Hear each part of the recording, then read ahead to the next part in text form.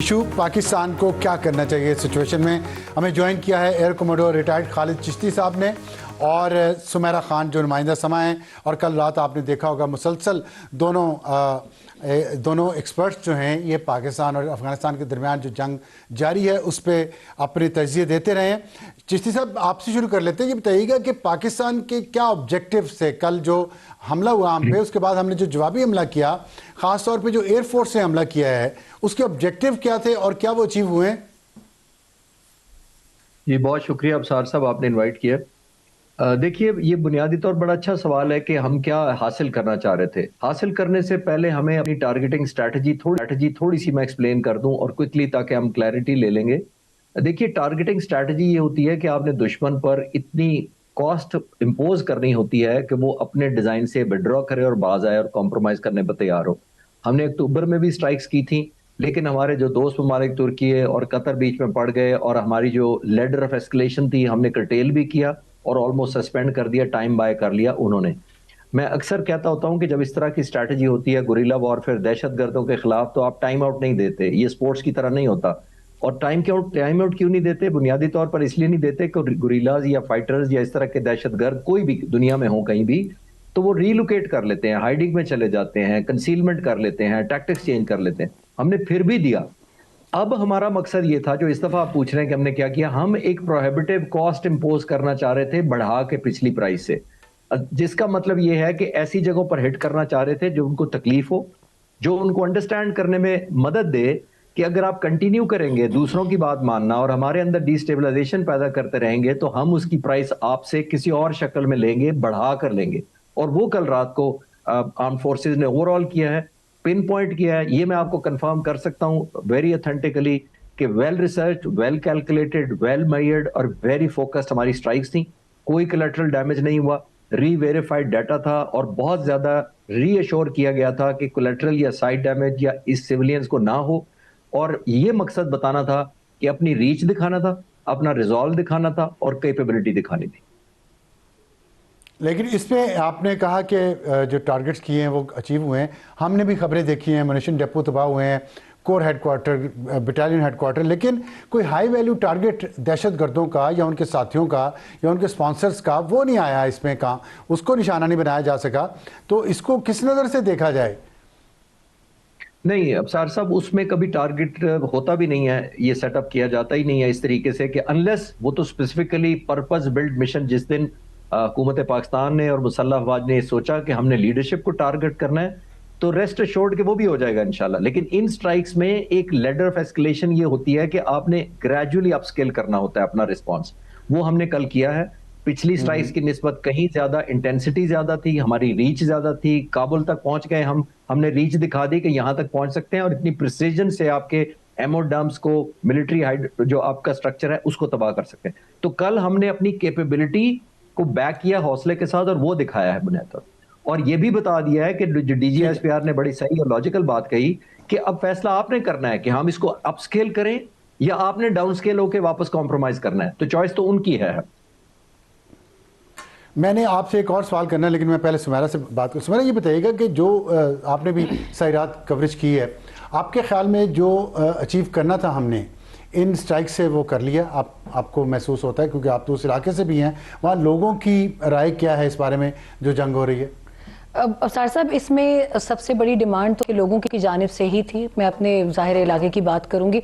इसके अलावा ये जितनी 11 प्रोविंसेस हैं अफ़गानिस्तान की, उनकी बात अगर कर लें, नूरिस्तान, बदख्शान, नीचे की जानिब आप आते हैं, निंगरहार है, ज़ाबुल है, Paktia, Paktika, then towards Hillman, then Nimroz. ये कोई आम टेरेन नहीं है। यहाँ पर आम जो इस वक्त लोग अफगानिस्तान की जानिब भी रह रहे हैं, वो खुद इस सारे जुल्मों सितम से तंग है। विद इन अफगानिस्तान जो आपने अभी रिपोर्ट्स देखी होंगी, वहाँ के लोग ये कह रहे हैं कि ये स्ट्राइक्स जो थी हमें ये प्रीएम्प्टिव थी, हमें पता था ये होंगी, मगर इसका रास्ता फराहम किया है अफगान तालिबान ने। हमने, जहाँ तक आपने भी बात की है कि अचीव हो गया कि नहीं, आई थिंक जो आप हाई वैल्यू टारगेट्स की बात करें, हु नोज कि हमने वहाँ पर जो मैसेज अपना क्लियरली अपने डिप्लोमैट्स के जरिए पहुंचाया हो, उसमें में भी हमने क्लियर कर दिया हो कि next time it's your leadership who is going to be targeted. क्योंकि आज उनके लिए मास्टर प्रॉक्सी का लफ्ज यूज हुआ है प्रेस ब्रीफिंग में जिल चौधरी की। انہوں نے یہ لفظ میں نے پہلی بار سنا ہے. Master proxy is TTA as well as اسلامی امارت, وہ خود کو کہتے ہیں Afghanistan, they are the incumbent government right now, عبوری حکومت ہے.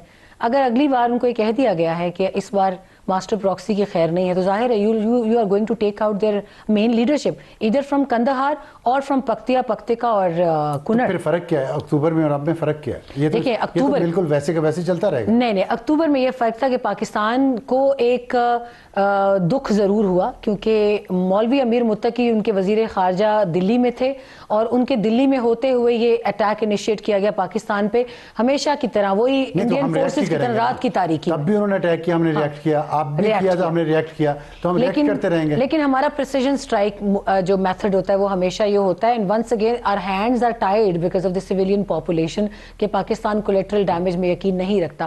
آج ہم اگر اپنی پالیسی اسرائیلی فورسز کی طرح کر دیں, یا ہم چلے جائیں دوسرے ممالک کی طرح جو ٹیک آؤٹ دی اینمی کرتے ہیں, صرف یہ ان کا اپنا وہ ہوتا ہے. تو نہیں ہے نا. میں ذرا اس معاملے میں معذرت کے ساتھ کہوں گی, پاکستان اور افغانستان کے معاملات میں آپ اپنے سارے کارڈز یوز کر چکے ہیں. Kinetic is the last one. What if I سے دیٹ؟ نہیں, میں اس میں مزید بحث بھی ہو سکتی ہے. میں اس پہ میں چشتی صاحب سے پوچھنا چاہتا ہوں. چشتی صاحب دیکھیں, بہت ساری چیزیں ہوتی ہیں نا, کائنیٹک بھی ہے ایک, جس طرح وہ رجیم کھڑی ہے اس کا ایک فائنینشیل فلو ہے, اس کی ایک ڈپلومیٹک کنیکشنز ہیں خلیجی ممالک کے ساتھ ہیں, امریکہ کے ساتھ ہیں, پھر اس کے بعد ان کا ایک انفراسٹرکچر ہے, ٹیررسٹ انفراسٹرکچر جس کو آپ کہتے ہیں, پھر لیڈرشپ ہے, اور وہاں ان کے مخالفین بھی ہیں افغانستان میں. ہم اپنے آپ کو کسی بند گلی میں لے گئے ہیں جہاں پہ طالبان کے ساتھ ہم نے اپنے آپ کو اوور کمٹ اتنا کر لیا ہے کہ اب ہم کسی اور پولیٹیکل فورس کے ساتھ یا وہاں جو بھی ہے ان کے ساتھ نہ ہم بات کر سکتے ہیں, نہ وہ ہم پہ اعتبار کرتے ہیں. اس لیے ہمارے آپشنز محدود ہو گئے ہیں کہ ان کو نکالنا بھی نہیں ہے اقتدار سے, اور ان کو مضبوط بھی نہیں ہونے دینا. کیا یہ درست ہے؟ نہیں ابصار صاحب, میرا نہیں خیال کہ ہم کسی بند گلی میں گئے ہیں, اور نہ ہی ہمیں جس کو کہتے ہیں we have not run out of options. Sameera یہ بتائے گا, جو ان کا فائنینشیل فلو ہے وہ نہیں رکے. ہم نے دوسرے پولیٹیکل گروپس کے ساتھ بات نہیں کی, ہم نے ان کو مضبوط نہیں کیا جو کر سکتے تھے. سپلائی لائنز ان کی ہم نہیں کاٹ سکے, جو گلف کے کنٹریز ہیں ان کو ہم کنونس نہیں کر سکے. میں تو یہ چیزیں کویسچن کروں گا. بالکل کریں. تو آپ بتائیں پھر یہ ساری ایکسرسائز ہم کیوں نہیں کر پائے؟ ابھی میرا خیال ہے کہ اب تو گلوبل کمیونٹی کے اوپر یہ سارا جو اڈینڈم ہے ان کے اوپر آ گیا. یہ آپ کہہ رہی ہیں ان پہ ہے, ہمیں کیا کرنا چاہیے؟ ہمیں بالکل, ابھی پرائم منسٹر نے جس طریقے سے قطر کا وزٹ کیا ہے, according to our information he place that record in front of the Qatari highest officials. CDF was there, chief of defence forces بھی وہیں پر تھے. ہمیں کیا, آپ کو کیا لگتا ہے, مجھے کیا لگتا ہے, کیا یہ معاملہ آیا نہیں ہوگا؟ کیونکہ سب سے مضبوط بیکنگ قطر کی ہے, UAE کی ہے ان کے ساتھ. سعودی عرب اس لیے پیچھے کافی حد تک ہٹ چکا ہے, چین ہٹ چکا ہے, رشیا کا سٹیٹمنٹ آپ نے دیکھ لیا. ایک بڑی, میں تھوڑی سی آپ کے معذرت کے ساتھ تھوڑی سی تلخ بات کرنا چاہوں گی کہ قطر اور UAE بھی شاید اس دن آپ کے ساتھ آ کے سیم پیج پہ کھڑے ہو جائیں گے جس دن انہی فورسز نے وہاں پر اسی طرح کی دہشت گردی کی ہلکا سا بھی پٹاخہ چھوڑا نا, اس دن شاید یہ آپ کے ساتھ آ جائیں. ابھی they are just enjoying the leverage. Chishti صاحب سے ہمارا رابطہ ہو گیا. چشتی صاحب بتائیے گا, اگر کہتے ہیں تو میں سوال دہرا دیتا ہوں. مجھے یہ جاننا ہے کہ فائنینشیل فلو جو ہے ان کا وہ کیوں نہیں رک پا رہا؟ ہم دوسرے ممالک کو کنونس کیوں نہیں کر پا رہے اپنے موقف پہ, تاکہ ان کی لیڈرشپ پہ کوئی پابندیاں لگیں, کوئی ان کی وہ اسکرو ٹائٹ ہوں؟ ابصار صاحب, میرا خیال ہے آپ بات کر رہے ہیں رولز آف دی گیم کی, ایتھکس کی, موریلٹی کی. تو یہ تو کتاب ہمارے ویسٹرن بارڈر پر خاص طور پر اپلائی نہیں ہوتی, کیونکہ وہ تو رولز آف گیم ان کا یہ ہے کہ انسٹیبلٹی ہوگی ہم ریلیونٹ رہیں گے. وہ جتنا کیوس ہوگا اتنا پرائز زیادہ ان کو ملے گی, جتنا ہندوستان کے لیے امبیرسمنٹ ہوگی اتنی بڈنگ ان کی بڑھے گی. تو یہ تو انٹر ڈیپینڈنٹ ہے. آپ بات کر رہے ہیں دو نارمز کی, دو سین ملکوں کی, دو سین لیڈرشپ کی جو آپس میں بات چیت کرنا چاہیں, انٹرنیشنل کمیٹی آف نیشنز کے اندر رولز اور ریگولیشن کی, یونائٹڈ نیشن کی پاسداری کریں, چلے ہمسایوں کی پاسداری کریں, وہ تو ہو نہیں رہا. تو یہ جتنی پرائسنگ بڑھ جاتی ہے اتنا ہی ان کی انسپریشن بڑھ جاتی ہے. کوئی بتائیے مجھے ایک بچہ بھی ہوگا, وہ کیسے برداشت کریں؟ ہم باڈیز اٹھاتے رہیں گے, پھر آئندہ بھی جیسے اکتوبر کے بعد ہوا اب پھر یہی ہو جائے گا, اور پھر ہم اسی سائیکل میں پھنسے رہیں گے. نہیں, میں یہ کہنا یہ چاہ رہا ہوں کہ اس وقت دو آپشنز ہیں نا افغان طالبان کے پاس, کہ ایک ہے وہ کمپرومائز کر لیں. آپ تھوڑی دیر کے لیے ویژولائز کر لیں کہ افغانستان میں امن اور پیس ہو جاتا ہے, تو کون سے ملک افغانستان میں بھاگے آئیں گے ان سے پوچھنے کے لیے آپ کا کیا حال ہے, آپ کو کیا چاہیے؟